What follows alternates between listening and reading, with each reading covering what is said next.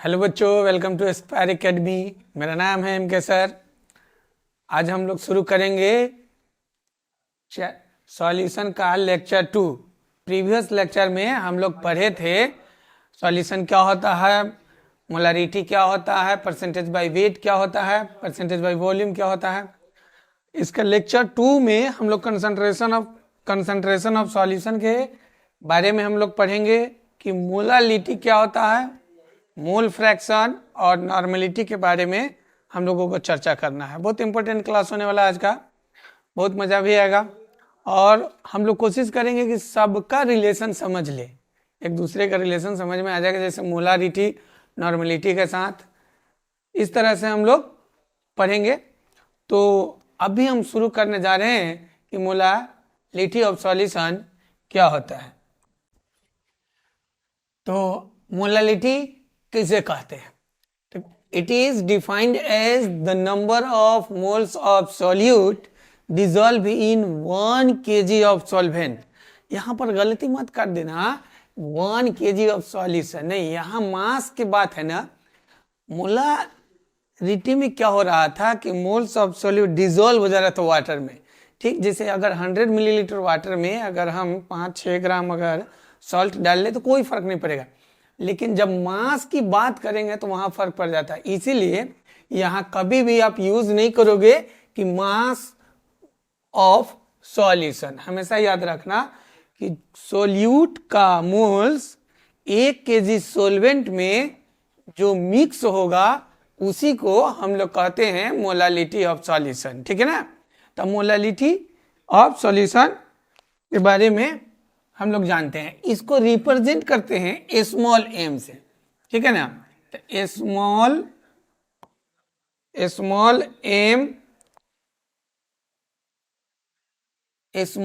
M is equal to क्या हो जाएगा, number of moles of solute divided by mass of solvent. Mass of solvent याद रखिएगा कि सॉल्वेंट का जो मास होगा वो केजी में होना चाहिए। ठीक है। तो number of moles of solute divided by mass of solvent. ठीक है। इसमें देखो, अगर हम यूनिट की बात करेंगे, यूनिट ऑफ मोलारिटी, तो क्या हो जाएगा, मोलारिटी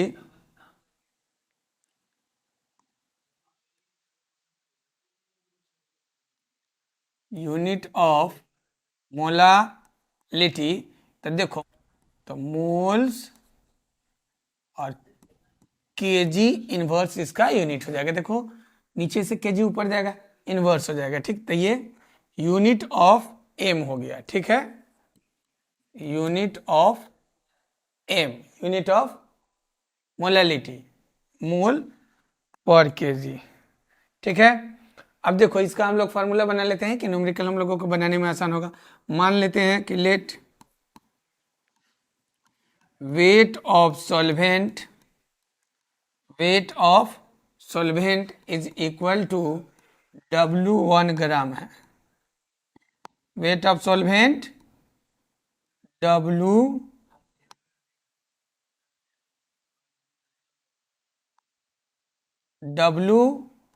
1 ग्राम है। अब चूंकि यहां हमको केजी में कन्वर्ट करना है, क्या करेंगे हम लोग, W1 को 1000 से डिवाइड कर देंगे। जब 1000 से डिवाइड कर देंगे तो क्या आ जाएगा बताओ, W1 बाई 1000। तो ये यूनिट चेंज हो जाएगा और ग्राम से केजी में आ जाएगा। दूसरा देखो, हम मान लेते हैं कि वेट ऑफ सॉल्यूट इसको W2 ग्राम मान लेते हैं। ठीक है, वेट ऑफ सॉल्यूट को W2 ग्राम मान लेते हैं और मोलिकुलर वेट ऑफ सॉल्यूट इसको हम लोग M2 ग्राम मान लेते हैं। ठीक है ना। तो यहां से मोलालिटी का फॉर्मूला आ जाएगा, मोलालिटी बराबर हो जाएगा W2 बाई, पहले एक काम करो, मोल्स अलग निकाल लेते हैं हम लोग, वो ज़्यादा बेनिफिट होगा, ठीक ना। तो मोल्स ऑफ सॉल्यूट क्या हो जाएगा, मोल्स ऑफ सॉल्यूट, तो मोल्स का फॉर्मूला क्या होता है, given weight by molecular weight, ठीक है। हम लोग मोलैरिटी भी पढ़ रहे थे तो वहां भी देखे थे। तो गिवन वेट कितना है हम लोग का, W ग्राम, और मोलिकुलर वेट हो जाएगा W2 ग्राम, मोलिकुलर वेट हो जाएगा M2 ग्राम, ठीक है ना। तो ये मोल हो गया। तो small m molality is equal to क्या हो जाएगा, मोल्स ऑफ सॉल्यूट, तो W2 डिवाइडेड बाई M2, इस टोटल के डिवाइड में आ जाएगा मास of solvent, mass of solvent. तो मास ऑफ सॉल्वेंट कितना है, W1 बाई 1000 kg।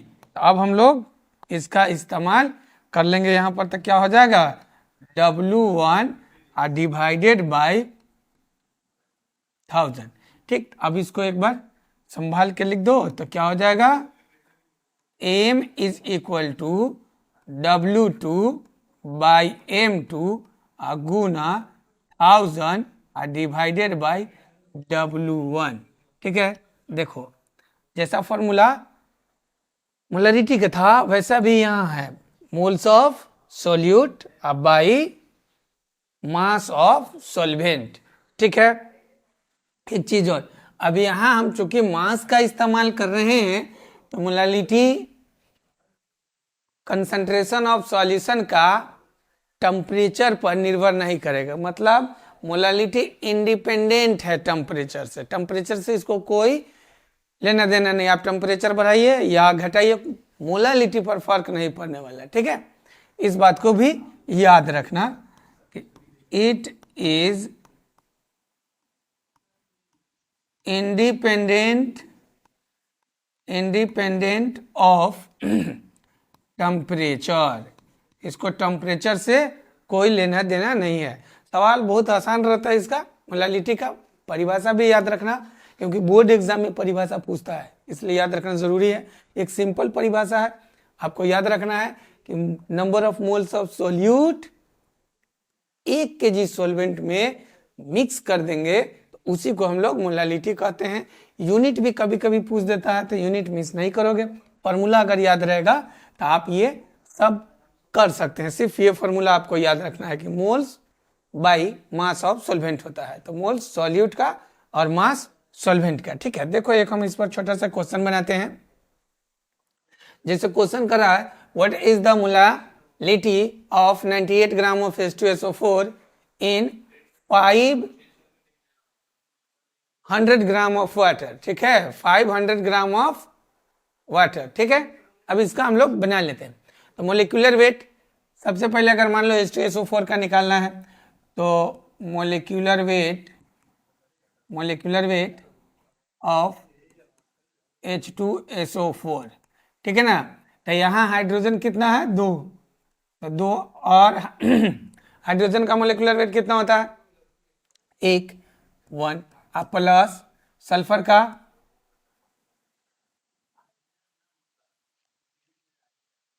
1 है और उसका मोलिकुलर वेट होता है 32, प्लस ऑक्सीजन कितना है, तो 4, और इसका मोलिकुलर वेट एटॉमिक वेट कितना होता है, 16।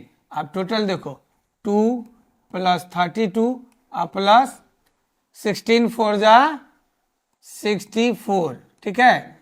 4 2 6 2 8 6 और 3 9, 98 इसका मोलिकुलर वेट हो जाएगा, ठीक है ना। तो यहाँ गिवन वेट 98 ग्राम है, मतलब W2 वेट ऑफ सॉल्यूट को हम W2 से रिप्रेजेंट करें, ध्यान रखना टर्म्स को, सवाल बनाने में आसान होगा। तो W2 इज इक्वल टू क्या हो जाएगा, 98 ग्राम, और इसका मोलिकुलर वेट H2SO4 का कितना आया, M2, ये हो गया, ये भी 98 ग्राम है, ठीक है। और W1 मतलब मास of solvent, wait of solvent दिया हुआ है 500 ग्राम, ठीक है। फॉर्मूला क्या होता है मोलालिटी का, तो मोलालिटी बराबर होता है W2 by M2 multiplied by 1000 divided by W1 mass of solvent. तो क्या हो जाएगा, W1 है 98 divided by 98 into 1000 divided by 500। देखो 98 से 98 कैंसिल हो जाएगा, 20 से 20 कैंसिल हो जाएगा, 5 से 10 2 टाइम्स में ख़त्म हो जाएगा। तो यहाँ पर मोलालिटी इज इक्वल टू हो जाएगा 2 मोल पर केजी। यही हम लोगों का इस क्वेश्चन का आंसर होगा। तो कोई भी सवाल अगर आ रहा है तो आप बिल्कुल सिंपली इसी तरीके से तैयार कर लेंगे। ठीक है, आइडेंटिफाई कर लेना कि कौन सा W1 है, कौन सा W2 है। जो छोटा मास होगा उसको याद रखना कि वो सॉल्यूट के लिए होता है तो वो W2 होगा, और जो बड़ा मास होगा उसको सॉल्वेंट के लिए लेना। जैसे इस केस में 98 ग्राम दिया हुआ है और एक 500 ग्राम दिया हुआ है, तो 98 क्या हुआ, कम है, तो वेट ऑफ सॉल्यूट याद रखना। 500 ग्राम ज़्यादा अमाउंट है तो वेट ऑफ सॉल्वेंट होगा।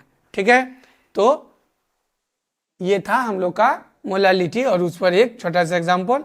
ये भी बोर्ड में बहुत ज़्यादा पूछता है, याद रखिएगा। नेक्स्ट जो हम लोगों का टॉपिक आने वाला है वो टॉपिक होगा मोल फ्रैक्शन। ठीक है, मोल फ्रैक्शन के बारे में हम लोग जानते हैं। सिंपली जैसे हम लोग फ्रैक्शन निकालते हैं वैसे ही इसका भी निकालेंगे, लेकिन कंडीशंस क्या हो गए यहाँ पर हम लोग मोल का चर्चा कर लेंगे। ठीक है, अब देखो मोल फ्रैक्शन का कैसे अगर निकालेंगे तो एक कंपोनेंट का मोल बाई टोटल मोल्स। ठीक है ना, एक कंपोनेंट का मोल बाई टोटल मोल्स, उसी को हम लोग फ्रैक्शन करते हैं। देखो इसमें 3-4 पॉइंट पर हम लोग चर्चा करने वाले हैं। जैसे पहला मोल फ्रैक्शन होता क्या है, तो उसको हम लोग लिखते हैं कि moles of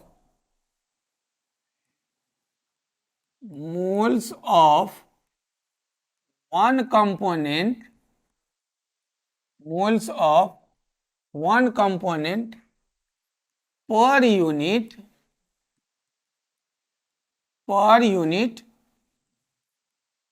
total moles, per unit total moles. That is formula के टर्म्स में लिखेंगे तो x इज इक्वल टू हो जाएगा moles of one component divided by total moles, divided by total moles, total moles. समझ रहे ना। अब देखो मान लेते हैं कि सॉल्यूशन दो कंपोनेंट से मिलकर बना हुआ है। कौन कौन, ए और बी, जिसमें हम ए को मान लेंगे कि सॉल्वेंट है और बी को मान लेंगे कि सॉल्यूट है। ठीक है, उसके बाद हम लोग रिलेशन लाएंगे। तो ध्यान दो, बहुत बेहतरीन टॉपिक है। तो मान लेते हैं कि solution is a mixture of, solution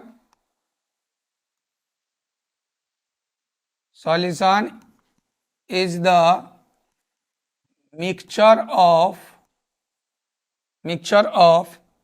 A and B।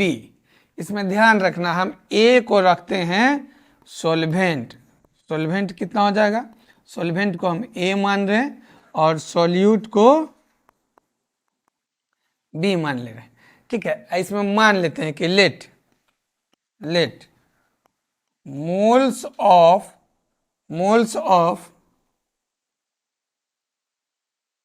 Solvent is equal to N1 और मोल्स ऑफ सॉल्यूट इसको हम लोग मान लेते हैं N2।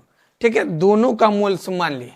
अब टोटल मोल्स की बात कर लेते हैं। टोटल वर्ड का मतलब क्या होता है, सम कर देना। तो total moles is equal to कितना हो जाएगा, N1 प्लस N2। ठीक, अब देखो हम लोग अलग अलग कंपोनेंट के लिए निकालेंगे। जैसे ए का भी मोल फ्रैक्शन निकालना पड़ता है, बी का भी। तो देखो अगर हम लिखते हैं कि मोल फ्रैक्शन ऑफ ए, तो क्या हो जाएगा, जिसको निकालना है उसको ऊपर रखते हैं और टोटल मोल से डिवाइड कर देंगे। तो हम ए कंपोनेंट के लिए क्या रखे हैं, मोल्स ऑफ ए N1 है, तो यहाँ पर हम निकालेंगे तो ये हो जाएगा N1 बटा N1 प्लस N2। ठीक है, अगर मोल परसेंटेज निकालना रहता तो क्या करते, 100 से मल्टीप्लाई कर देते। ठीक है, दूसरा देखो, अगर हमको बी कंपोनेंट का मोल फ्रैक्शन निकालना है तो क्या करेंगे, यहाँ पर बी कंपोनेंट वाले को ऊपर रखेंगे और नीचे में टोटल मोल से डिवाइड कर देंगे, तो N2 divided by N1 plus N2। ठीक है ना। अब देखो यहाँ पर N2, ठीक है ना, N2 divided by N1 plus N2। तो दो बात हुई, एक moles per unit total moles को हम लोग कहते हैं मोल फ्रैक्शन, दूसरा बात कि एक component divided by total moles. ठीक, अब यह चूंकि मोल का फ्रैक्शन है तो यह टेम्परेचर पर निर्भर नहीं करेगा, इसका कोई यूनिट नहीं होगा, ये दोनों बात याद रखना। इसका देखो, अगर हम जितने भी किसी पर्टिकुलर एक सॉल्यूशन में कंपोनेंट्स है, सबके मोल फ्रैक्शन को अगर जोड़ देंगे, चाहे सॉल्यूशन 2 कंपोनेंट का हो, 3 कंपोनेंट का हो, 4 कंपोनेंट का हो, कितना भी हो, उससे कोई फर्क नहीं पड़ेगा। अगर मोल फ्रैक्शन हम सबको जोड़ देते हैं तो वह ऑलवेज 1 के बराबर आएगा। ठीक है, अब देखो, ये चाहो तो तुम चेक कर सकते हो, ये दोनों वैल्यू को पुट कर लो, आपको पता चल जाएगा।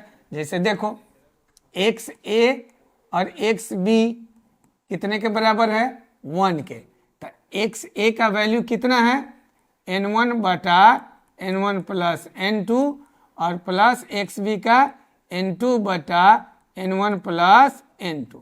एलसीएम लेंगे तो क्या हो जाएगा, N1 प्लस N2, तो देखो N1 प्लस N2 से कैंसिल हो जाएगा तो बचेगा क्या, N1, और ऊपर में भी क्या है, N2। ठीक है, तो ये दोनों कैंसिल हो जाएगा तो वैल्यू कितना आएगा, 1 के बराबर आएगा। तो याद रखना, चाहे सॉल्यूशन में कितना भी कंपोनेंट्स हो, लेकिन जब हम मोल फ्रैक्शन के सम की बात करेंगे तो वो ऑलवेज 1 के बराबर आएगा। हम लोग इस टोटल चैप्टर में X A plus X B is equal to 1, मतलब sum of mole fraction is equal to 1 का बहुत यूज करेंगे, इसलिए अच्छे से समझ लो इसको। ठीक है ना। उसके बाद एक और चीज, अब यहां फ्रैक्शन है तो क्या होगा कि यह टेम्परेचर पर निर्भर नहीं करेगा, मोल फ्रैक्शन को टेम्परेचर से मतलब नहीं है, तो क्या हो जाएगा, it is independent of temperature. याद रखना, कभी कभी बोर्ड में पूछ देता है कि इसमें से कौन सा एक्सप्रेसिंग प्रॉपर्टी है सॉल्यूशन का जो टेम्परेचर पर निर्भर करता है, तो जिसमें वॉल्यूम इंक्लूडेड हो, फ्रैक्शन के छोड़ के हम फिर बोल रहे हैं, फ्रैक्शन को छोड़ देना है, जिसमें वॉल्यूम इंक्लूडेड हो उसको हम लोग कहेंगे कि टेम्परेचर डिपेंडेंट है, और जिसमें वॉल्यूम इंक्लूड नहीं होगा वो इंडिपेंडेंट होता है। ठीक है ना।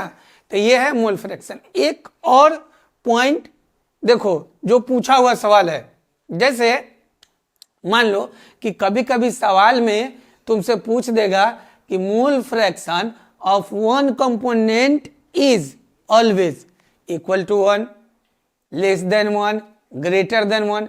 तो ध्यान रखना, मोल फ्रैक्शन का एक कंपोनेंट का अगर हम बात करेंगे तो वो हमेशा 1 से कम होगा। आप गौर करो इस फॉर्मूला में, तो एक्स ए का वैल्यू हम क्या लिखे, N1 बटा N1 plus N2।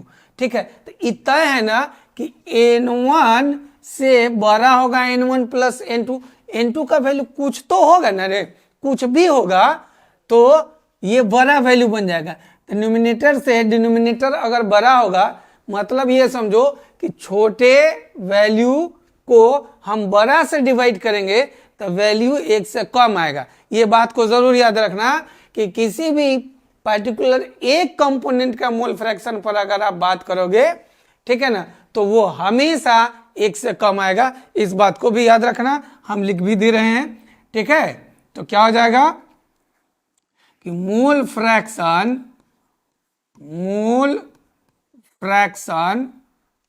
Of one component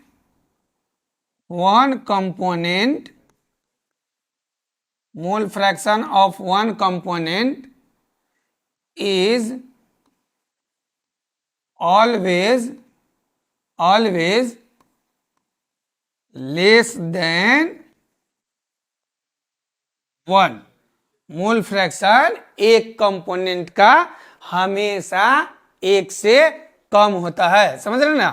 तो इस बात को भी याद रखना है, ठीक है।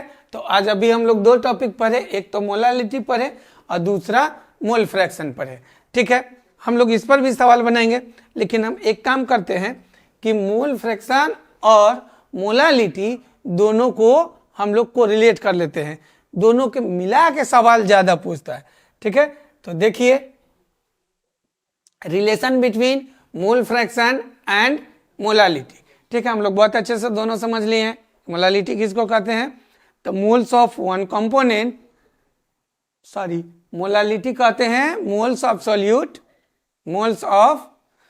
Solute mixed with 1 kg of solution. और मोल फ्रैक्शन में हम लोग क्या बोले हैं, मोल फ्रैक्शन में हम लोग क्या बोले हैं कि एक कंपोनेंट के मोल को टोटल मोल से हम लोग डिवाइड कर देंगे तो वो मोल फ्रैक्शन आ जाएगा। अब हम लोग दोनों को रिलेशन लाते हैं, ठीक है। जनरली हम लोग क्या मान लेते हैं कि let XA is the mole fraction, XA is the mole fraction of solvent. XA हम लोग मान लेते हैं कि सॉल्वेंट का मोल फ्रैक्शन है, और XB is the mole fraction of solute, ठीक है ना। और इसमें एक चीज और, moles of solvent, moles of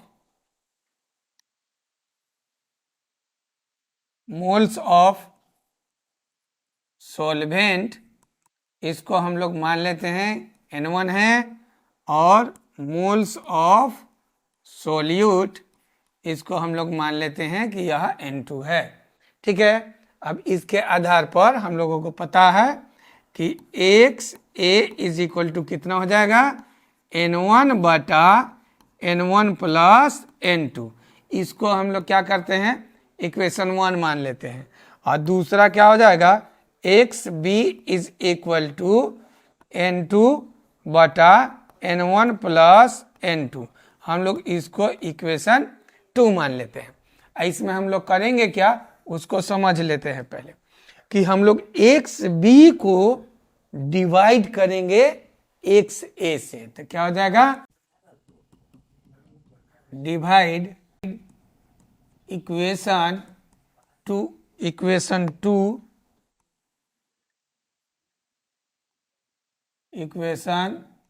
2 by 1, ठीक है। तो इसका मतलब यह हो गया कि XB बटा XA is equal to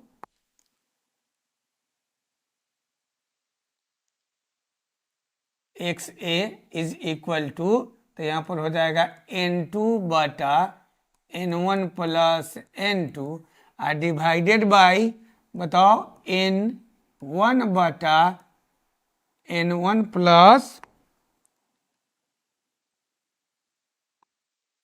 N1 plus N2। तो क्या हो जाएगा, देखो XB डिवाइडेड बाई XA बराबर N2 बटा N1 प्लस N2 गुना, तो ये अब ऊपर की तरफ चला जाएगा, तो N1 plus N2 divided by N1। तो ये N1 प्लस N2 से कैंसिल हो जाएगा, समझ रहे ना। अब देखो यहाँ पर क्या बचेगा, N2 डिवाइडेड बाई N1, ठीक है ना, N2 डिवाइडेड बाई N1, ठीक। तो N1 और N2 मोल है, तो मोल का क्या होता है, वेट बाई मोलिकुलर वेट। तो वेट को हम लोग W से रिप्रेजेंट करेंगे और मोलिकुलर वेट को M से रिप्रेजेंट करेंगे, ठीक है ना। बाद में हम लोग लिख भी लेंगे। तो क्या हो जाएगा X B by X A is equal to क्या हो जाएगा W2 बाई M2। देखो सोल्यूट वाला जितना भी है ना हम सब को 2 से रिप्रेजेंट कर रहे हैं, इसीलिए यहाँ पर W2 जो होगा ना वो वेट ऑफ सोल्यूट होगा और M2 होगा मोलिकुलर वेट ऑफ सोल्यूट। उसी तरह से इसको लिखेंगे W1 बाई M1। ठीक है, अब इसको एक बार हम लोग सॉल्व करके लिख लेते हैं तो क्या हो जाएगा X B by X A is equal to W2 by M2 multiplied by M1 divided by W1। ठीक है, थोड़ा सा गौर करना यहाँ पर हम क्या करेंगे कि M1 को हम इधर लेके आएंगे। तो देखो राइट साइड में RHS में क्या है कि M1 मल्टीप्लाई में है, तो साइड चेंज करेगा तो कहाँ आ जाएगा डिवाइड में आ जाएगा। तो अब इसको हम लोग क्या लिख सकते हैं, गौर से देखो, तो X B by X A, X B by X A और इनटू M1 तो बराबर क्या हो जाएगा W2 by M2 W2 by M2 अगुना 1 बाई W1। समझ रहे ना। अब देखो एक चीज और क्या करेंगे कि मल्टीप्लाई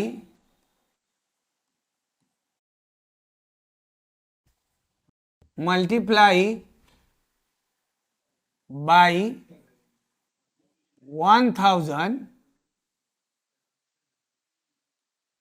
इन बोथ साइड। दोनों साइड में हम लोग क्या करेंगे कि एक एक हजार से मल्टीप्लाई कर देंगे। तो क्या हो जाएगा X B by X A into M1 is equal to W2 divided by M2 अगुना 1 बाई W1। 1 बाई W1 क्या करना है, यहीं पर ध्यान देना, यहीं पर ध्यान देना कि हम मल्टीप्लाई करेंगे। ये हो गया W1, तो यहाँ भी मल्टीप्लाई कर लेंगे 1000 से और यहाँ भी मल्टीप्लाई कर लेंगे 1000 से। ठीक है, अब देखो एक पीछे जो हम लोग फॉर्मूला पढ़े थे पीछे मोलालिटी का, तो मोलालिटी का हम लोग फॉर्मूला पढ़े थे। तो मोलालिटी में क्या पढ़े थे कि W2 बाई M1, जैसे देखो यहाँ पढ़े थे मोलालिटी बराबर क्या पढ़े थे W2 by M2 अगुना 1000 by W1। और इस केस में जो अभी हमारा रिलेशन आ रहा है, अभी जो हम लोगों का रिलेशन आ रहा है वो रिलेशन क्या है W2 by M2 into 1000 by W1। तो इतने को न मोलालिटी कहते हैं। समझ रहे ना बात को कि moles of solute by mass of solvent को हम लोग मोलालिटी कहते हैं। तो देखो हम इसको लेफ्ट साइड में लिख लेते हैं। तो इतने वैल्यू को हम लोग कहते हैं स्मॉल m। ठीक है ना, तो स्मॉल m मोलालिटी को रिप्रेजेंट करता है। तो मोलालिटी इज इक्वल टू क्या हो जाएगा मोल fraction of solute into 1000 divided by X A dot M1। M1 क्या है, तो M1 है molecular weight of solvent, molecular weight of solvent. अगर किसी प्रॉब्लम में याद रखना वो सॉल्वेंट का चर्चा नहीं कर रहा है, समझ रहे ना, सॉल्वेंट का चर्चा नहीं कर रहा है, ठीक है, तो समझ जाना कि वहां पर सॉल्वेंट जो होगा वह वाटर ही होगा। ठीक है ना, तो उसका इस्तेमाल करना हम क्वेश्चन में बताएंगे। दूसरी बात देखो, हम लोग थोड़ा देर पहले पढ़े थे कि मोल फ्रैक्शन का सम कितने के बराबर होता है। मोल फ्रैक्शन का सम 1 के बराबर होता है, चाहे उसमें सॉल्यूशन में जितना भी कंपोनेंट्स हो उससे कोई फर्क नहीं पड़ता है। ठीक, अब हमको निकालना है एक्स ए, ठीक है। क्या निकालना है?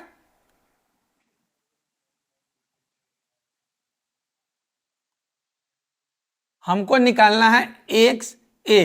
तो X A is equal to क्या हो जाएगा? देखो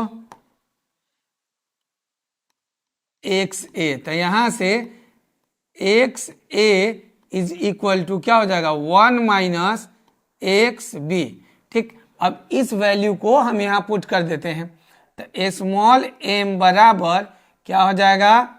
x B into 1000 divided by 1 minus X B और into molecular weight of solute, जिसको हम क्या किए हैं?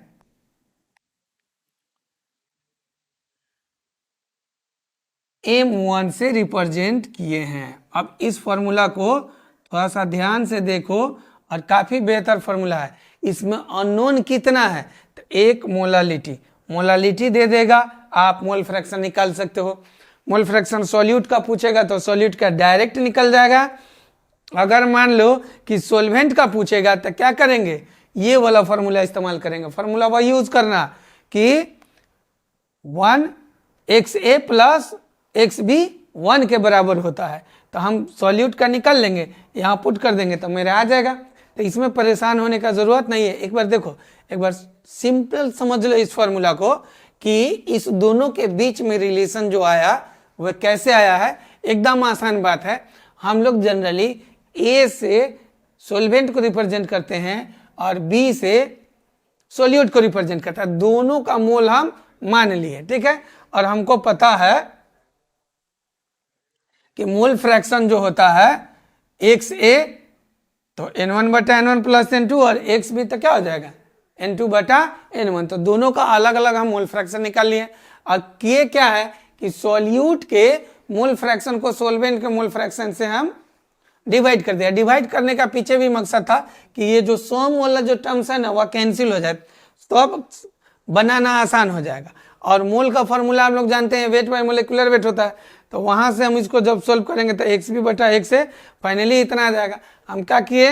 इस m1 को इधर भेज दिए, m1 चलाया इधर और उसके बाद क्या किए? दोनों तरफ 1000 से गुना कर दिए। जब गुना कर दिए तो क्या हमको पहले से पता है कि W2 by M2 into 1000 by W1 को हम लोग मोलालिटी कहते हैं, जिसको शॉर्ट फॉर्म में moles of solute by mass of solvent कहते हैं, ठीक है ना।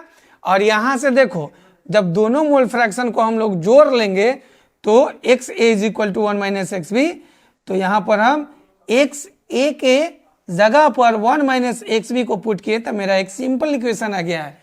M1 के लिए अगर कोई अदर सॉल्वेंट देगा तो उसका मोलिकुलर वेट रखेंगे, अगर नहीं दिया तो बिल्कुल सोचने का जरूरत नहीं है। सिंपल समझना कि यह कुछ और नहीं वाटर मॉलिक्यूल्स है, ठीक है। कि इसका ज्यादातर क्वेश्चन वाटर मॉलिक्यूल्स पर ही बनता है, समझ रहे ना। चलो अब इस पर एक क्वेश्चन बना के देखते हैं। बहुत आसान लगेगा आपको और मजा आ जाएगा, ज्यादा दिक्कत भी नहीं होने वाला है। जैसे देखो, calculate the mole fraction of the solute of 1 molar equals solution, ठीक है ना। 1 मोलर इक्वस सॉल्यूशन के बारे में हम लोग समझ लेते हैं, चाहे वो मोलरिटी हो या मोलालिटी हो, ठीक है ना।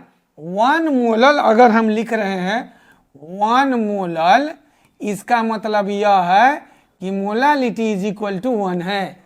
अगर हम 1 मोलर लिखेंगे, 1 मोलर अगर लिखेंगे तो इसका मतलब क्या हुआ?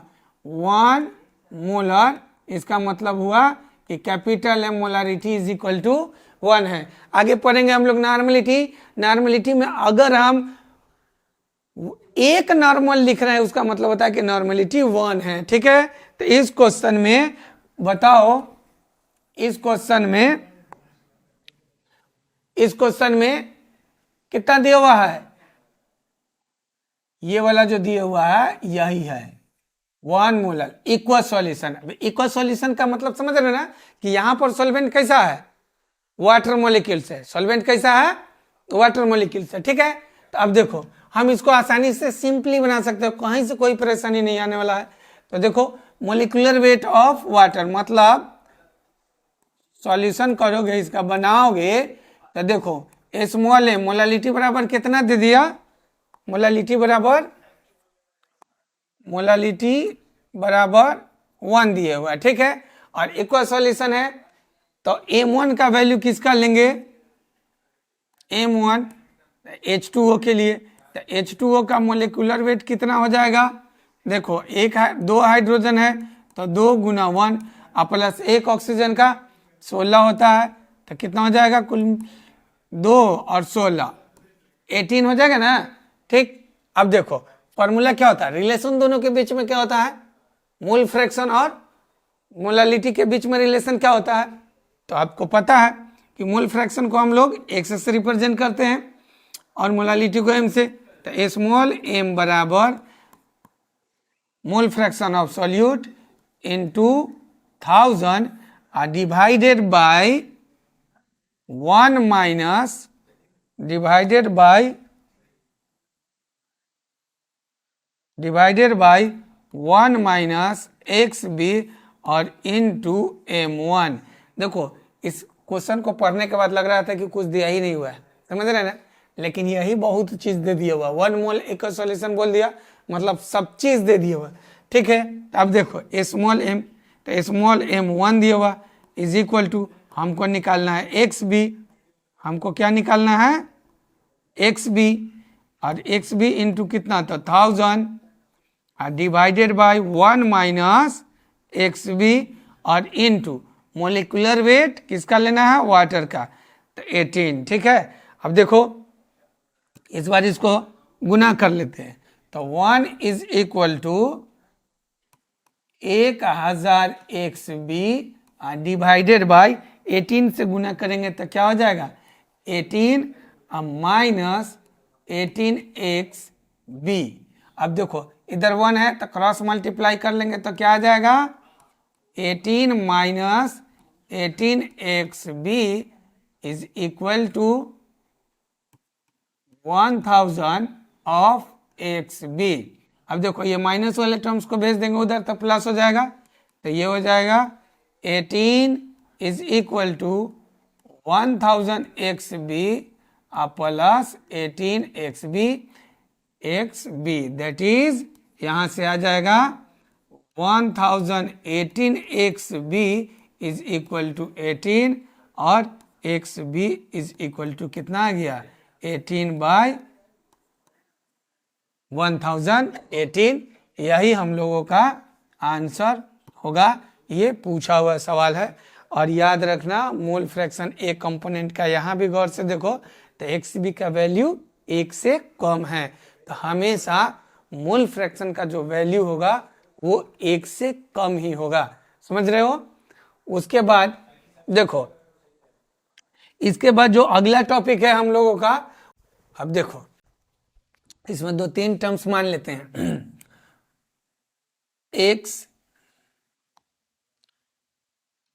XA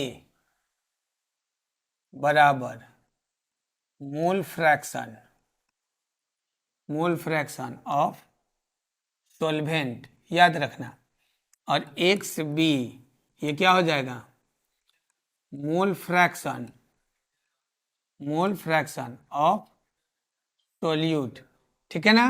मान लेते हैं Na मोल्स ऑफ सॉल्वेंट, ठीक, सॉल्वेंट, और Nb इसको मान लेते हैं मोल्स ऑफ सोल्यूट, ठीक है। अब यहां से देखो एक चीज और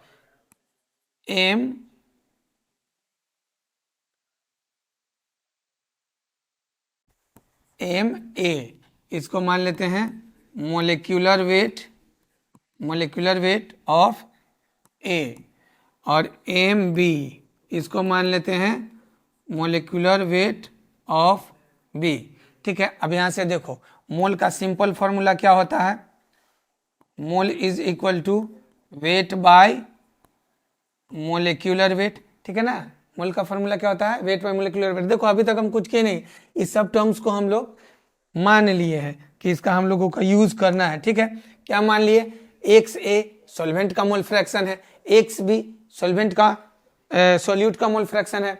उसके बाद उसी तरह से हम मान लिए क्या कि Na मोल्स है सॉल्वेंट का और Nb जो मोल्स है वो है सॉल्यूट का। ठीक है, Ma मोलिकुलर वेट है सॉल्वेंट का और Mb मोलिकुलर वेट है सॉल्यूट का। और मोल का फॉर्मूला क्या होता है, वेट बाय मोलिकुलर वेट। उसी का इस्तेमाल करके हम लोग मोल्स निकाल लेंगे, अब मोल्स निकाल लेंगे तब फिर टोटल मास मिल जाएगा। ठीक है, तो मोल्स के लिए देखो, तो मोल्स का फॉर्मूला क्या हो जाएगा, पहले हम लोग ए के लिए निकाल लेते हैं, और ए, तो ए के लिए क्या हो जाएगा, Na is equal to WA by MA। यहां से हमको निकालना है WA, तो W इज इक्वल टू क्या हो जाएगा बताओ, Na इंटू MA। सिमिलरली अगर वैसे ही काम हम करेंगे, सिमिलरली WB बराबर, तो क्या हो जाएगा, B के लिए फॉर B, तो WB क्या हो जाएगा, NB इंटू MB। ठीक है, अब देखो टोटल वेट की बात करेंगे ना, टोटल मास या वेट, तो क्या हो जाएगा, W1 प्लस W2।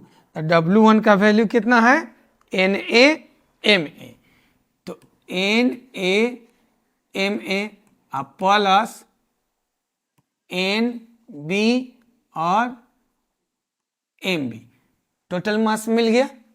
ठीक है, अब हम लोग मान लेते हैं डेंसिटी, तो डेंसिटी जो है, डेंसिटी वो है D ग्राम पर मिलीलीटर, ये डेंसिटी हो गया। तो डेंसिटी का formula D is equal to क्या होता है, मास बाय वॉल्यूम, हमको चाहिए वॉल्यूम, तो वॉल्यूम इज इक्वल टू क्या हो जाएगा, वॉल्यूम इज इक्वल टू, देखो क्रॉस मल्टीप्लाई करेंगे, डेंसिटी कहाँ चलेगा, डिवाइड में, और मास हमको पता है। ठीक है ना, total mass, mass of, total mass का मतलब क्या हुआ, मास ऑफ सॉल्यूशन, तो क्या हो जाएगा, volume is equal to D into, sorry, volume is equal to हो जाएगा मास बाई D। ध्यान दो यहां पर, मास जो कितना है, NaMa plus NbMb divided by density D। ठीक है, यहां तक हम लोग समझ गए कि हमको वॉल्यूम मिल गया। अब वॉल्यूम मिल गया, इसको हम लोग क्या करेंगे कि अब मूल फ्रैक्शन की तरफ हम लोग इसको लेके चलते हैं, क्योंकि रिलेशन किसका है, डेंसिटी के साथ साथ मूल फ्रैक्शन भी है। ठीक है ना, तो अब देखो मोलरिटी भी है। ठीक है ना, और मोलरिटी, तो मोलरिटी बराबर क्या होता है, मोलरिटी कैपिटल M से रिप्रेजेंट करते हैं, मोलरिटी को कैपिटल M से रिप्रेजेंट करते हैं। तो कैपिटल M बराबर होता है moles of solute, moles of solute divided by volume, divided by volume. ठीक है ना, डिवाइडेड बाय वॉल्यूम। अब देखो, तो यहां से हमारे पास एक बेहतरीन इक्वेशन अब आ जाएगा कि capital M is equal two moles of solute. तो मोल्स ऑफ सॉल्यूट कितना है, सॉल्यूट के मोल्स को हम लोग माने हुए कि NB है, देखो यहां NB, तो NB, ठीक है ना, गुना हम ले लेते हैं डायरेक्ट यहां से डेंसिटी के लिए, तो क्या आ जाएगा, D by NA, D by NaMa plus NB MB।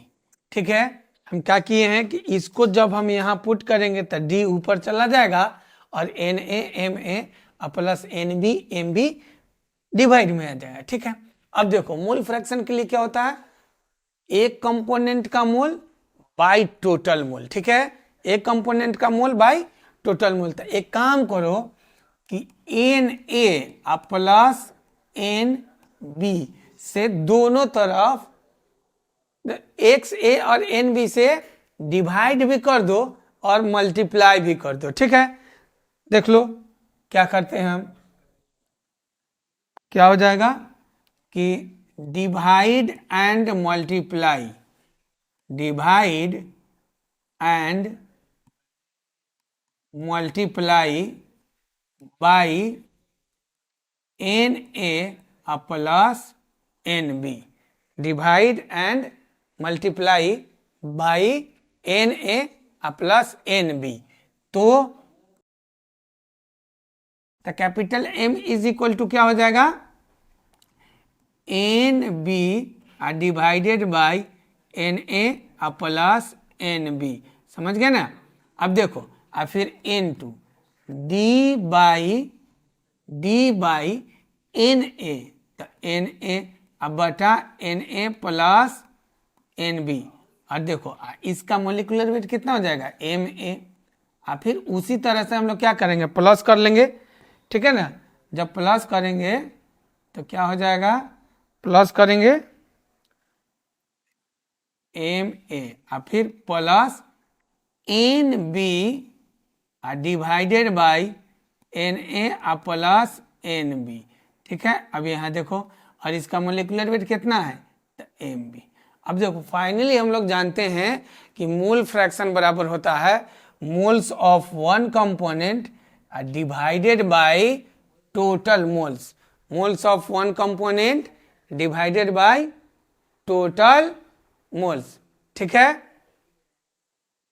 तब यहां से देख लो तो small m is equal to, इसको बोलेंगे XB क्योंकि B कंपोनेंट ऊपर में है, इनटू D डिवाइडेड बाई, इसको हम लोग क्या बोलेंगे, मोल फ्रैक्शन ऑफ A, तो XA और उसके साथ मल्टीप्लाई में क्या आ जाएगा MA और फिर प्लस यहाँ से क्या आ जाएगा XB और इनटू MB। तो ये एक बेहतरीन रिलेशन है किसके बीच में, मोल फ्रैक्शन डेंसिटी और मोलरिटी के बीच में। इस केस में हमको सोल्यूट और सोलवेंट दोनों के मोलिकुलर वेट का इस्तेमाल करना है। ध्यान रखिएगा, ये फॉर्मूला सब अगर याद रहेगा तो आपको कंपटीशन के एग्जाम में सवाल बनाने में टाइम कम लगेगा। ठीक है, इसके बाद नेक्स्ट जो टॉपिक है, हाँ देखो नेक्स्ट एक्सप्रेसिंग प्रॉपर्टीज का सबसे इंपॉर्टेंट टॉपिक है नॉर्मेलिटी। नॉर्मेलिटी ऑफ सॉल्यूशन किसको कहते हैं, पहले उसको हम लोग समझ लेते हैं। तब परिभाषा में लिखा हुआ है कि किसी भी सोल्यूट का gram equivalent weight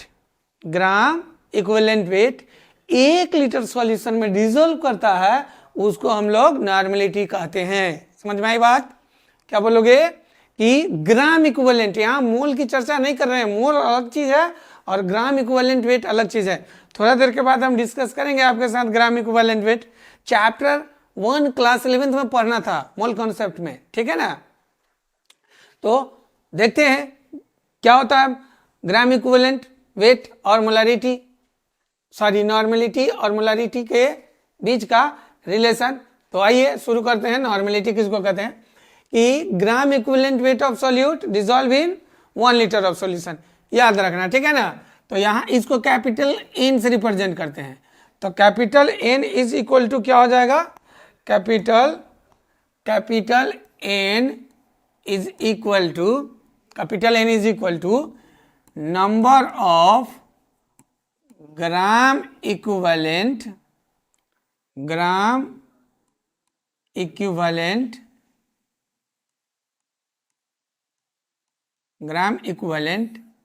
by volume.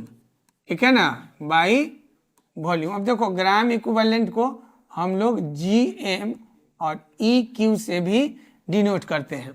तो वॉल्यूम इन लीटर, ठीक है, वॉल्यूम को याद रखना किस में होना चाहिए, लीटर में होना चाहिए। अगर हम यूनिट ऑफ नॉर्मलिटी की बात करें तो क्या हो जाएगा, यूनिट ऑफ नॉर्मलिटी, तो देखो ग्राम इक्विवेलेंट का ग्राम में इक्विवेलेंट यूनिट होगा, तो क्या हो जाएगा ग्राम इक्विवेलेंट, और लीटर नीचे से ऊपर जाएगा तो ग्राम इक्विवेलेंट लीटर इनवर्स इसका यूनिट हो जाएगा। ठीक है, अब देखो यहाँ हम लोग कुछ समझ लेते हैं।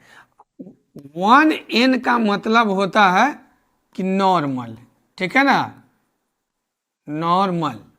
ठीक, दूसरा अगर n/2 कहीं पर आपको मिले तो आप समझ जाइएगा सेमी नॉर्मल, सेमी नॉर्मल। ये हर जगह लागू होगा, नॉर्मलिटी में के साथ साथ मोलालिटी में भी होगा और मोलालिटी में भी होगा। अगर n/10 कहीं पर आपको दिख रहा है तो आप समझ जाइएगा कि यह डेसी नॉर्मल दिया हुआ है, या डेसी नॉर्मल, या कहीं क्वेश्चन में दे दे कि सेमी नॉर्मल है उसका मोलारिटी निकालिए, या नॉर्मल है या डेसी नॉर्मल है उसका मोलारिटी। तो जैसे अगर मान लीजिए कि बोलता है सेंटी नॉर्मल, सेंटी नॉर्मल, तो सेंटी नॉर्मल का मतलब क्या हो गया, यही हो जाएगा n/100।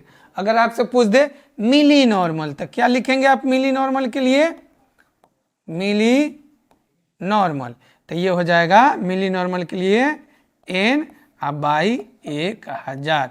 अगर हमको कोई बोलता कि मिली मोलर है तो आप खट से समझ जाना कि यहाँ m/1000 मतलब 0.001 मोलरिटी की बात कर रहा है। ठीक है, नॉर्मलिटी का एक सिंपल सा हम लोग फार्मूला जानने की कोशिश करते हैं। तो नॉर्मलिटी बराबर क्या हो जाता है, ग्राम इक्विवेलेंट वेट, तो ग्राम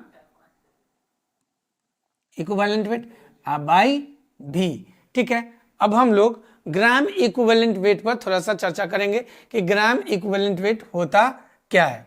ठीक है, तो क्या होता है उसको देखो, ग्राम इक्विवेलेंट वेट, ठीक है, ग्राम इक्विवेलेंट वेट, इसको हम अभी रिप्रेजेंट कर लेते हैं GM से। तो ग्राम इक्विवेलेंट वेट जो होता है यह होता है वेट बाई इक्विवेलेंट वेट। ठीक है, weight by equivalent weight, gram equivalent weight बराबर क्या होता है, वेट बाय इक्विवेलेंट वेट। ठीक है ना, अब देखो कई सारा मेथड है इक्विवेलेंट वेट निकालने का। तो इक्विवेलेंट वेट जो होता है वो होता है molecular weight by n factor. ठीक है, molecular weight by n factor. अब यहाँ एक और वर्ड आया कि n फैक्टर किसको कहते हैं। ठीक है, तो n फैक्टर बराबर होता है number of electrons, number of electrons loss और गेन बाय द एटम्स और आयंस। ठीक है, याद रखना किसी भी एटम्स और आयंस के द्वारा इलेक्ट्रॉन का लॉस या गेन ही n फैक्टर कहलाता है।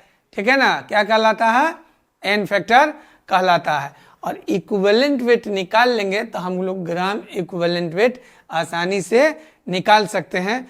तो सिंपल फार्मूला याद रखिएगा इक्विवेलेंट वेट का, molecular weight by n factor. ठीक है, हम एक छोटा सा एग्जाम्पल आपको बता देते हैं इक्विवेलेंट वेट निकालने के लिए जो आपको मदद करेगा। ठीक है, जैसे मान लीजिए कह रहा है क्वेश्चन कि फाइंड इक्विवेलेंट वेट ऑफ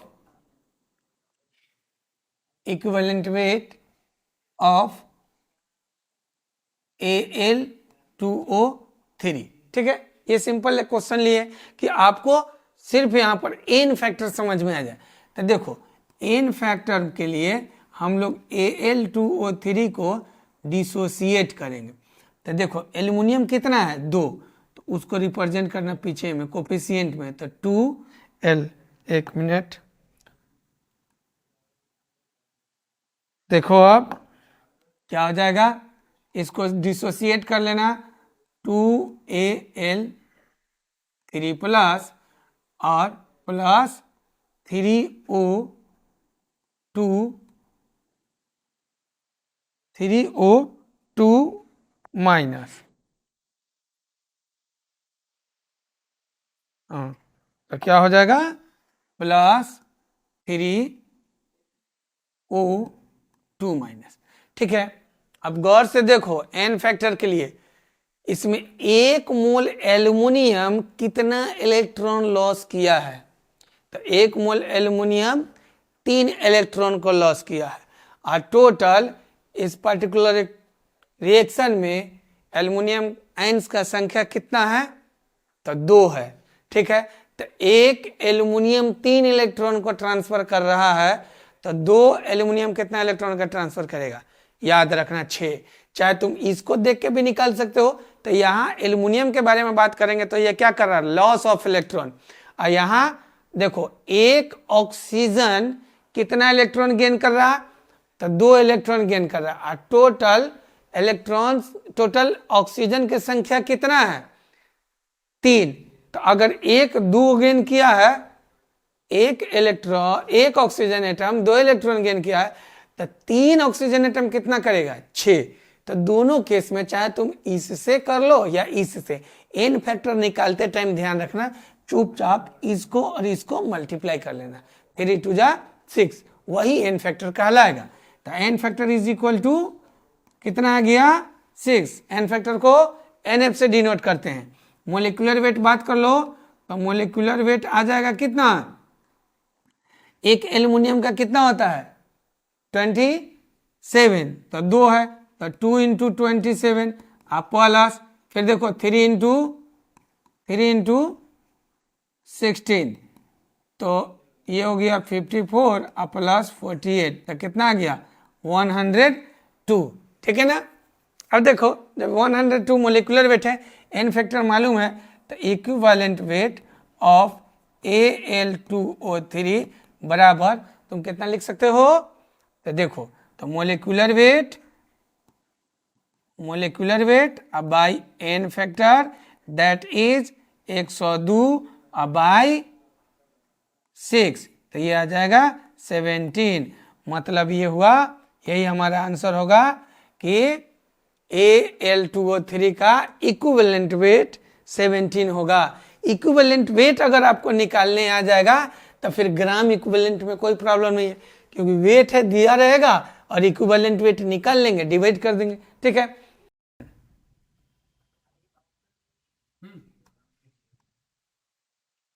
देखो relation between molarity and normality. ठीक है, बहुत अच्छा टॉपिक है, सवाल बहुत आता है, खासकर बोर्ड में आप ध्यान रखिएगा, गजब का सवाल है। क्या देखिए, जैसे नॉर्मेलिटी और मोलरिटी दोनों हम लोगों को मालूम है। नॉर्मेलिटी को हम लोग कैसे पढ़े कि ग्राम इक्विवेलेंट वेट को वॉल्यूम से डिवाइड कर देंगे, वॉल्यूम लीटर में होना चाहिए, तो नॉर्मेलिटी कहलाता है। और मोलरिटी को हम लोग क्या जानते हैं कि मोल्स ऑफ सॉल्यूट को डिवाइड कर देंगे वॉल्यूम ऑफ सॉल्यूशन से। याद रहे कि वॉल्यूम ऑफ सॉल्यूशन किस में होना चाहिए, मतलब लीटर में होना चाहिए।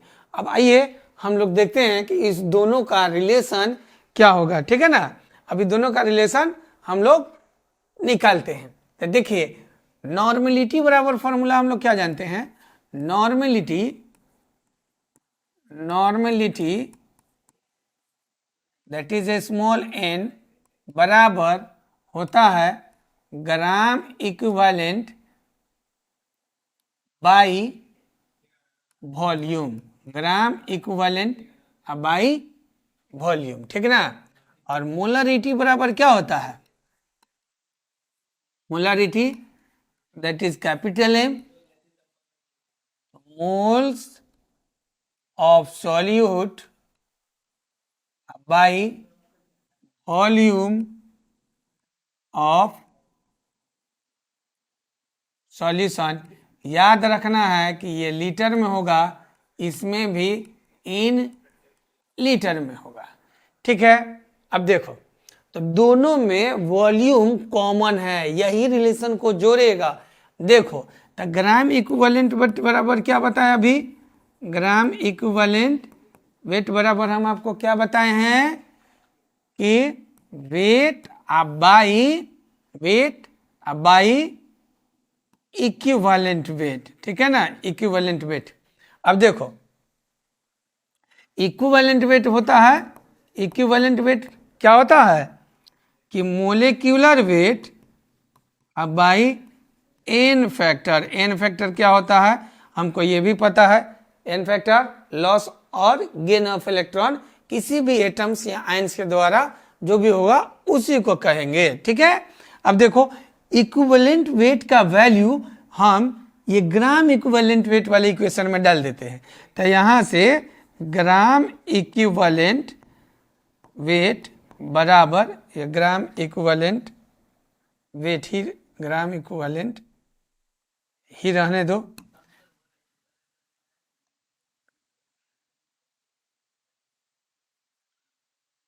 ग्राम इक्विवेलेंट बराबर क्या हो जाएगा वेट बाई, देखो मोलिकुलर वेट, तो मोलिकुलर वेट और डिवाइड में जा रहा है एन फैक्टर, तो इसको हम ऊपर लेके आ जाएंगे तो मल्टीप्लाई में हो जाएगा एन फैक्टर। ठीक है ना, नीचे से ऊपर आएगा तो मल्टीप्लाई में चला जाएगा, तो क्या हो जाएगा weight by molecular weight into N factor. अब यह ग्राम इक्विवेलेंट का टोटल वैल्यू हम नॉर्मेलिटी वाले इक्वेशन में डाल देंगे। तो नॉर्मेलिटी बराबर क्या हो जाएगा, फॉर्मूला होता है ग्राम इक्विवेलेंट बाई वॉल्यूम। ठीक है, वॉल्यूम याद रखना लीटर में होता है। अब ग्राम इक्विवेलेंट का फॉर्मूला कितना है, weight by molecular weight, weight by molecular weight, weight by molecular weight multiplied by N factor और टोटल के डिवाइड में है वॉल्यूम। तो यहाँ से संभाल लो, वेट बाई मोलिकुलर वेट को मोल कहते हैं। ठीक है, तो नॉर्मेलिटी का फाइनल इक्वेशन आ जाएगा मोल बाई वॉल्यूम गुना इन फैक्टर। और देखो मोल बाई वॉल्यूम को मोलारिटी कहते हैं। ठीक है ना, mole of solute by volume of solution को हम लोग मोलारिटी कहते हैं। तो नॉर्मेलिटी बराबर हो जाएगा मोलारिटी इनटू इन फैक्टर। ठीक है, ये बहुत ही आसान बात है। अब देखो सिंपल हम एक एग्जाम्पल से समझते हैं, जैसे बोल रहा है find the normality of 0.5 m of H2SO4, H2SO4। ठीक है ना, देखो H2SO4 0.5 m ऑफ H2SO4। तो देखो मोलरिटी दिया, ठीक है ना, मोलरिटी दे दिया कितना 0.5 m। अब देखो हमको एन फैक्टर चाहिए था। एन फैक्टर किसको बोलते हैं, नंबर ऑफ इलेक्ट्रॉन लॉस और गेन का। सबसे पहले मॉलिक्यूल्स को डिसोसिएट कर लेंगे। H2SO4 11th में हम लोग बहुत किए थे। ठीक है ना, कोई भी मॉलिक्यूल्स के दो पार्ट्स में तोड़ लेंगे तो 2H प्लस SO4 2 माइनस। ध्यान दो यहाँ पर एक हाइड्रोजन कितना इलेक्ट्रॉन ट्रांसफर कर रहा है, एक। तो यहाँ कितना हाइड्रोजन है, दो। तो दो हाइड्रोजन दो इलेक्ट्रॉन को ट्रांसफर करेगा। ठीक है, तो यही कहलाएगा एन फैक्टर। था N factor is equal to कितना हो गया, 2। और फॉर्मूला क्या होता है, नॉर्मेलिटी बराबर molarity into N factor. यहाँ से मोलारिटी कितना दिया हुआ है, तो 0.5 और इन टू देखो एन फैक्टर है हमारे पास 2, मल्टीप्लाई कर लो 5 2 जा 10 एन आंसर। ठीक है, कंसंट्रेशन ऑफ सॉल्यूशन में टोटल कंप्लीट 2 लेक्चर है, एक इससे पहले वाला, एक अभी वाला। ठीक है, कंसंट्रेशन ऑफ सॉल्यूशन यहीं पर समाप्त हो रहा है। ठीक है, अब अगला जो हम लोग टॉपिक पढ़ेंगे बहुत जबरदस्त टॉपिक है इस चैप्टर का, वेपर प्रेशर। ठीक है ना, वेपर प्रेशर की सॉल्यूशन का वेपर प्रेशर हम लोग कैसे फाइंड आउट करेंगे। ठीक है, अगला लेक्चर जब हमारा होगा, अगला लेक्चर होगा तो उसमें हम लोग शुरुआत करेंगे कि कोई भी सॉल्यूशन का वेपर प्रेशर हम लोग कैसे फाइंड आउट करेंगे। ठीक है, thank you for the watching.